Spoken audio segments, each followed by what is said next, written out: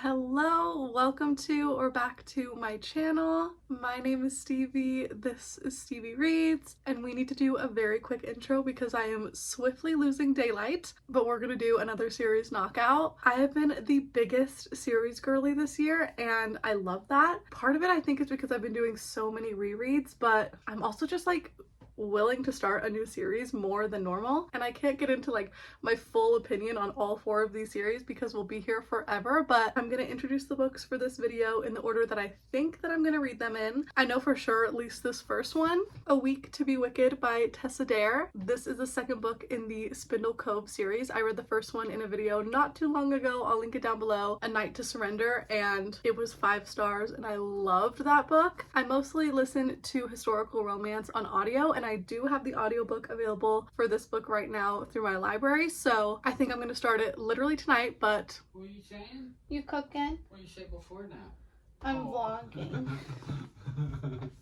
Oh yeah, well, yeah, I'm still cooking. It's gonna be a while.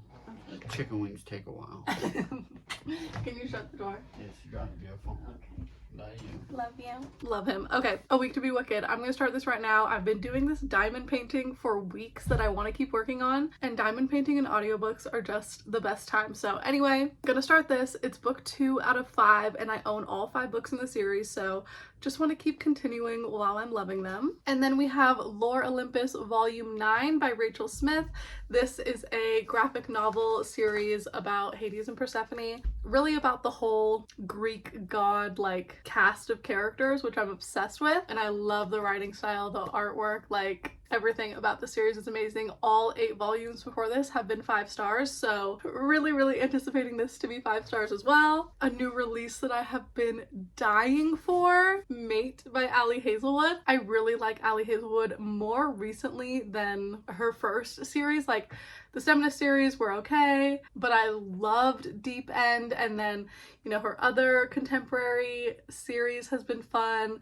Bride was 4 stars, which I really liked, so I've been anticipating Mate, and I just love reading the new books when they come out with this author. Like, I'm fully caught up, which is insane. So, other than the novellas, I never read the novellas and like the Stemnus one. Anyway, I can't wait for this. Bride was a 4, but this one could be a 5. And then the last book, I read this first one. When did I read it? Oh, when I did my romantasy video, I read Trials of the Sun Queen, also gave that one a 4. And the way that that one ended, I just really wanted to pick up book 2, which is Rule of the Aurora King. This one, the audiobook is available on Spotify, so I'm going to listen to this one as well. So I'm going to get some fun romantasies back to back, and they're also both book 2 and green. Don't know if that means anything, but that's a coincidence. But I'm not going to get into the plot or anything on like any of these books because they are continuing in series, and I don't want to spoil book 1 or anything. I just want to continue in series I'm excited about while I'm excited about them, and especially if I own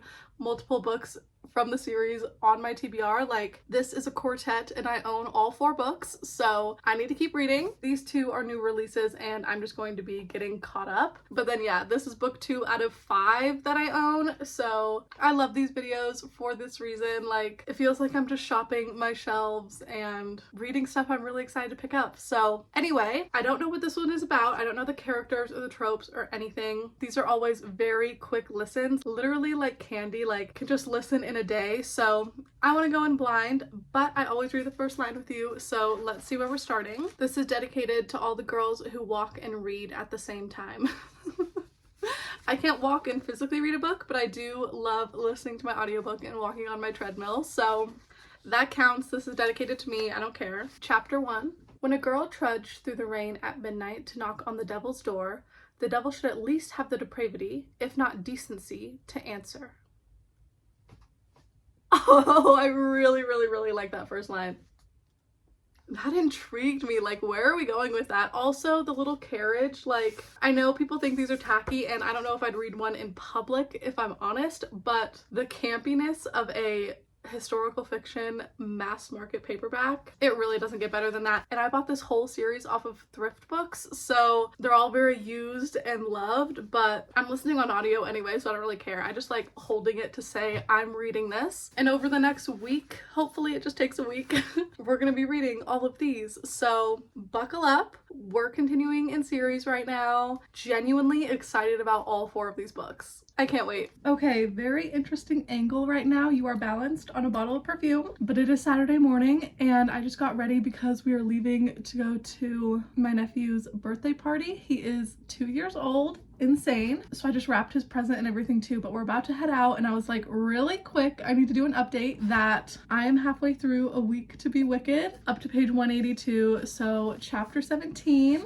And guys, I am loving this, eating it up. Like always, Tessa Dare really just gets it. Like the tension. Okay, anyway, first off, we have our 2 main characters, Minerva, which is a very interesting name, and Colin. And we met Minerva in book 1. She was one of the like Spindle Cove residents who really cared about geology and rocks and like wouldn't shut up about different like stones and caves that she was finding in Spindle Cove and all this stuff. And then we have Colin, who is, what is he? A rake of the First Order, because in the first book we met the rake of Spindle Cove or whatever, but then that couple, they were all about traveling and wanted to leave. So while they are gone, he is the like temporary lord and he really wants to leave Spindle Cove, just like the guy from book 1, because it's not like the scene. He really likes living in England and like just going to bars and being a man. He's gone to war, so he has a lot of PTSD and has insane insomnia, like never sleeps at night, which I love in a romance, because then like obviously as soon as they spend a night in a bed together, he's like, that's the best sleep that I've ever had. But they strike a deal where he is going to take her to Scotland because there's like a geology, not conference, but what is it called, like award ceremony happening, and she found a footprint in Spindle Cove of like a species that has never been found before. So she's like, if I go there with this impression of the foot, I'm definitely going to win this prize, which is 500 pounds or whatever British thing. And she's like, if you take me, you can have the reward money. Like, I don't care for 500 pounds. I just want to name this new species and like be known for my scientific work. And there's also like a thing where she's like, I'm gonna be ruined if you take me there, because an unmarried man and woman traveling for a week, like everyone's gonna think she's a hoe. Nobody will ever want to marry her. So she's like, you're gonna ruin me and I don't care. Like, I never dreamt of being wed. I just want to be known for my brain, and like she just wants to be known for her work basically. And he doesn't get his inheritance until he gets married, or until he turns, what is it, 30? It's a certain age, and he's like around a year out from that. So he's like, I either have to wait a year to get my inheritance or marry somebody, and if I marry you, then I can get my inheritance, we can just immediately divorce and you will be a divorcee. It just works out for the both of them. So they strike this deal, and we are on the journey right now. It has been a lot of traveling, and he has some stipulations about the traveling because he was in a carriage accident as a really young boy, so he refuses to ride in one. He always wants to be on horseback, just like rides in the carriage next to her with her and all of her luggage. So he's accompanying her. It's been so fun. There was an almost sex scene, like it basically was a sex scene, but there was a sheet in between them, so they haven't gone there, but he's determined not to, because he's like, I'm not gonna deflower you on top of everything else. But yes, I am off right now. I will keep reading later, hopefully finish this today, and also hopefully probably read Lore Olympus today too. But anyway, I'll let you know when I'm done.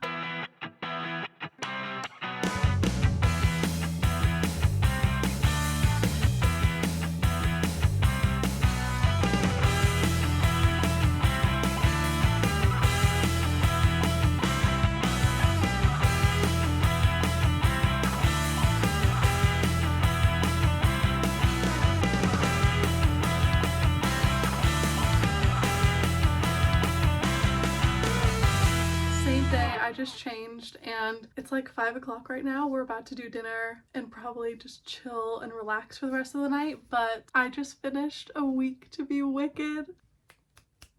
Yes. This was so amazing. Listened in 2 days and I'm gonna give it a 4. It wasn't like perfect for me, especially the fact that we go into a third POV. We go into like the next book Her name is Kate. That's going to be the main character of book 3. And she has multiple chapters in here. And I get that you want to like tease the series, but it was always at like the most inopportune time when you don't want a third POV to come in that I was like, God damn it, we got another Kate chapter. Like, those slightly annoy me. So anyway, but I really like that there wasn't a big dramatic third act breakup. There was like a potential for it, but then the way that these two communicate, like, they were able to work it out, and it was so cute. And I just love Tessa Dare. She really just gets it, especially the angst and the yearning. Like, listening to these on audio just makes me feel like I'm listening to a season of Bridgerton. It is so fun and so romantic. So yeah, 4 stars. A Week to Be Wicked. Had the best time. And I think also tonight,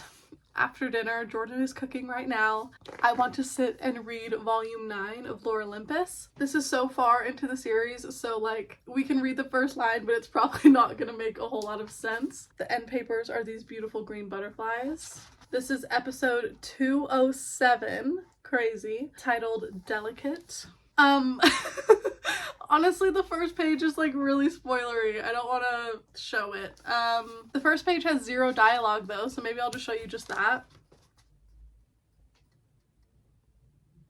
This deep into the series, it's kind of assumed that they are together, but yeah, there's a lot of lore to this, hence Lore Olympus, but so much has happened in the previous 8 volumes. I did a full reread. I think at the beginning of the year I reread from volume 1, so I'm so excited that this just came out. It was pre-ordered, and I think it was like the most recent thing I hauled because I've been on a little bit of a book buying ban, so it's the newest release to me on my shelves, and since I got it I just wanted to pick it up, especially because they're so easy to read. So I'm gonna start with this tonight. Don't know if I'll finish it, maybe half today, half tomorrow morning, but it's Saturday night and we did all the boring stuff today, grocery shopping, a bunch of chores, so I want to relax tonight, I want to relax tomorrow and read these amazing books. Like, I'm having the best time, especially this was a really solid 4, anticipating this to be a 5, and then the fact that right after that I get to immediately jump in to Mate, I'm like, oh, really just having the absolute best time right now. So anyway,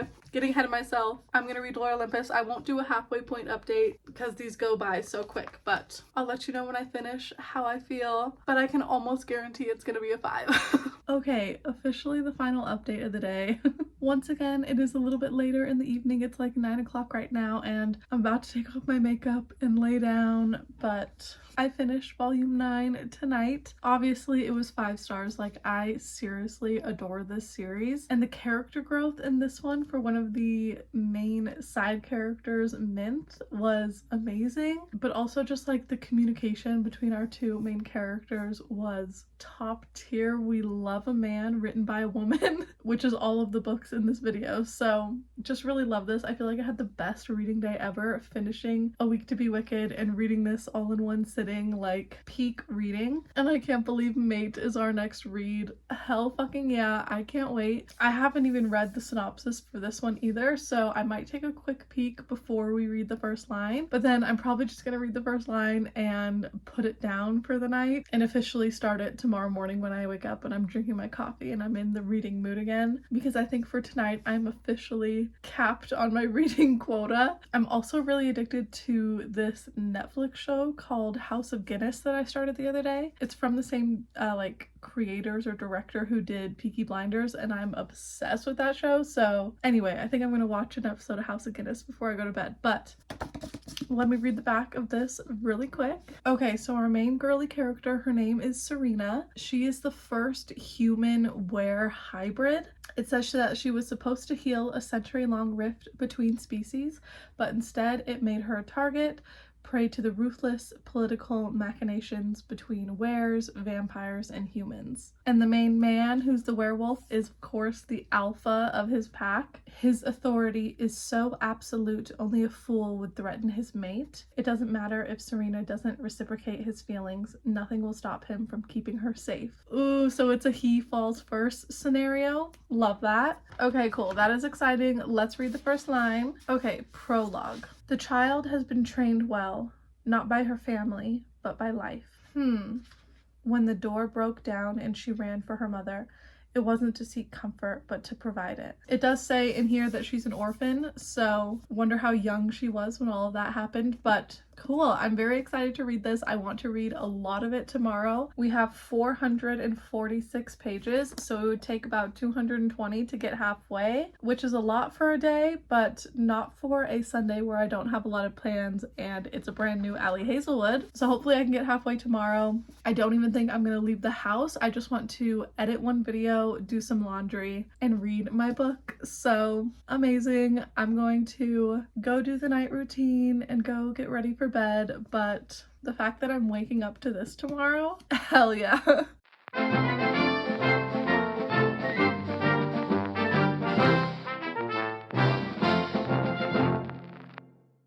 Couple of days later, it is Monday morning. Yesterday on Sunday, I just had like the chillest day. Literally didn't change out of my pajamas, just relaxed, read my book, ate some delicious food, and it's still so early on Monday morning. I don't even have to leave my house for like 45 more minutes, but I was reading and I got up to page 220, which is chapter 21, and I was like, I need to do an update right now, not before I leave. Like, I've officially made it halfway. It took me like a day because this was so addicting and I just read so much yesterday. Oh, I loved it. Anyway, our main character, Miss Serena, we can also call her Miss Martyr.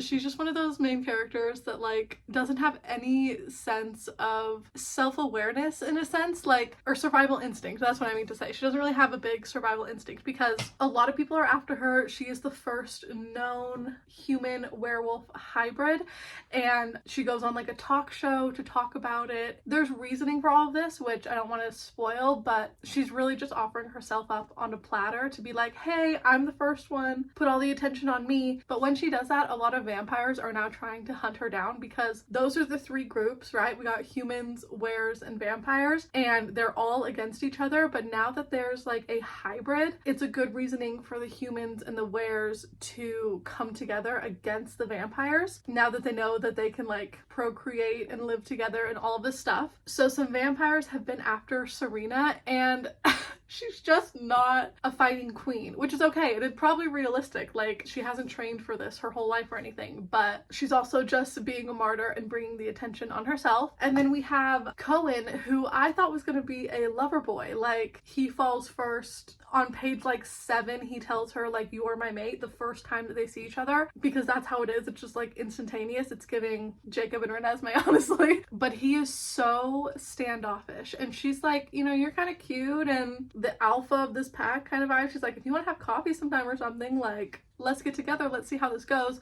And he's like, no, I'm not interested. Shocking. Okay. And basically it's just like, it's only physical. I don't have any feelings for you. I don't care about you. I never will, but you're my mate. And she's like, okay, weirdo, but is like, you know, feels rejected. So she's like, whatever, fuck you. But now all these vampires are after her, and Cohen's like, nobody's touching my damn mate. And it is so slow burn. We are halfway through. They have hugged. That's it.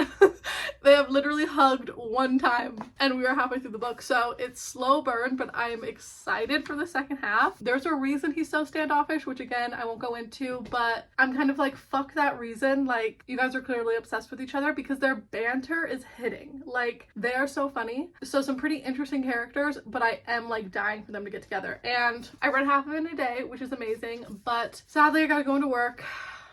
That sucks. But I'm manifesting. I'm gonna have the best Monday. It's gonna go by so quick, won't drag at all. And as soon as I get home, I will be able to dive right back into this book. And I even have some time to read this morning. So that's what I'm gonna do right now. I'm gonna go read, but can't believe we're halfway through the third book in this video. I am just loving everything I'm reading. This book is staring at me from my desk as well, just like waiting for me to pick it up. And I could start the audiobook right now technically, but they seem such similar genres. I don't want to read them at the same time and like confuse the stories in my head. So I'm gonna finish Mate, then I will start Rule of the Aurora King. But I feel like I'm gonna finish this very quickly because it's so easily readable. Not a book where you're checking like how many pages in this chapter or anything. Like, you are just reading.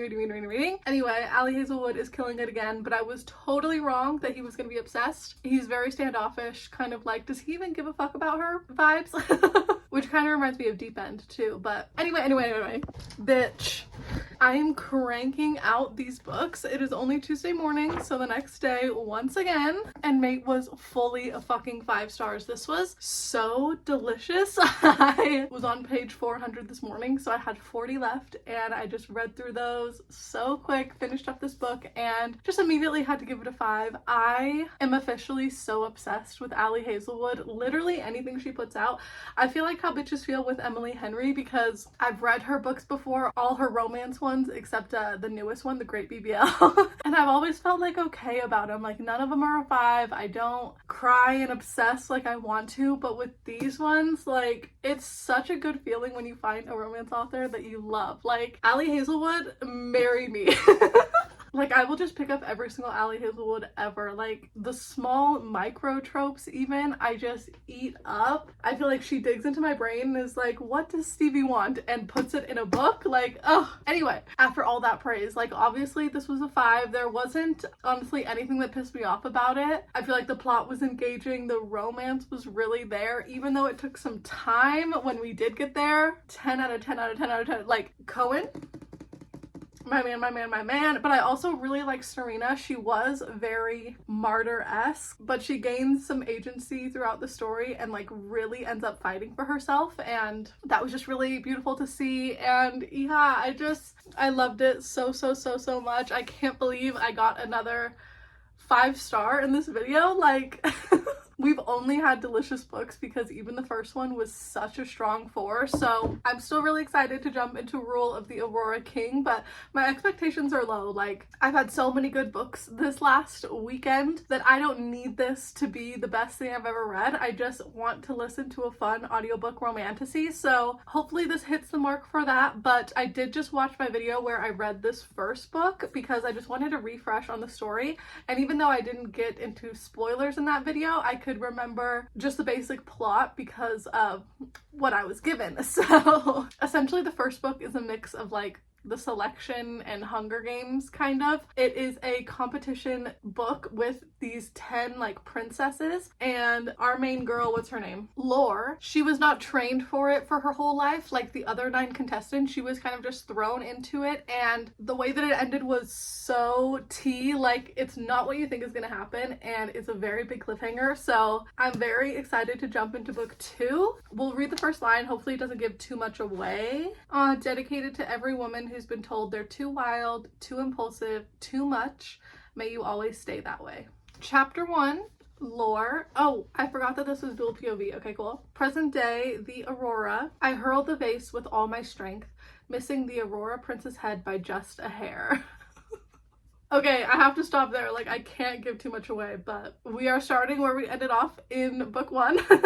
Hell yeah, I'm so excited. I'm continuing so quick. It's been like 2 months since I read the first one, so it's fresh enough in my brain. And after I finished that one, I bought the next 3 books because I saw all of them on Book Outlet. So I do have the whole series now since it's a quartet, and reading this is gonna get me halfway through. So yeah, best morning ever. I like this even better than Bride. That was a 4 star for me. I'm surprised the vampire book got a 4, but the wolf one got a 5. Who am I?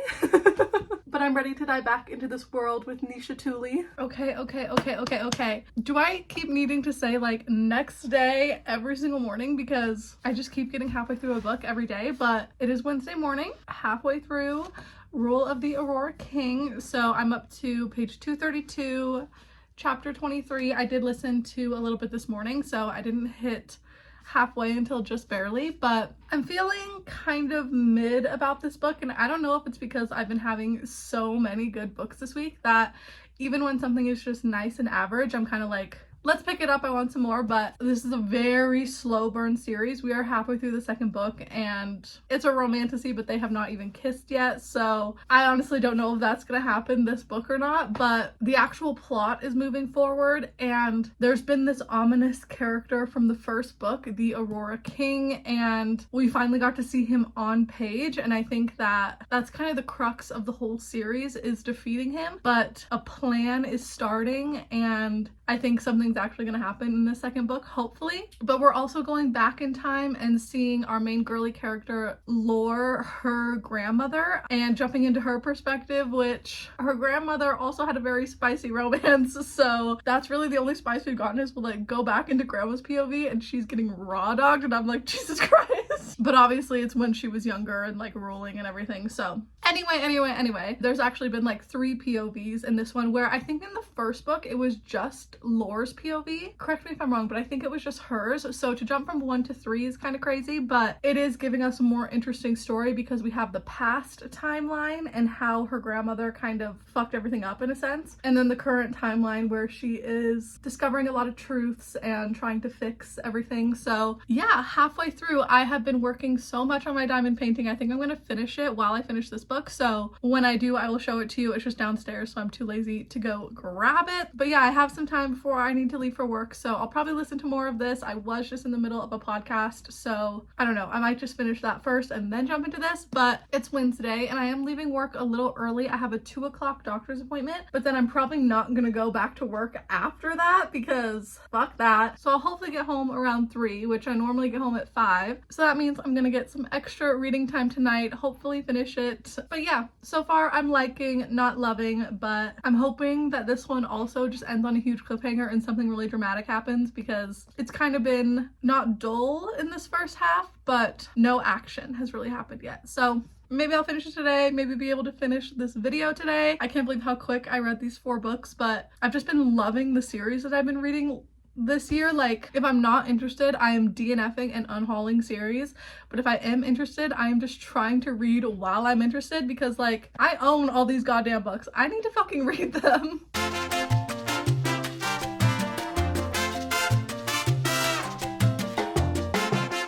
Okay, it has finally been a couple of days instead of just the next day, because it actually took me a while to finish the second half of this. I kind of had forced myself to like just keep listening to the audiobook. Thank God it was an audiobook, because there was not a lot of plot happening in this story, sadly, and I think it's safe to say that I don't really care about evil Granny's point of view. And we had to go into the past a lot. Like, she had a lot of chapters, which I know was to help give the backstory to why now Lore is having to fix everything, but I feel like we could have gotten it a different way. Maybe like Lore found a journal or something, like I don't know, but I didn't love those flashbacks.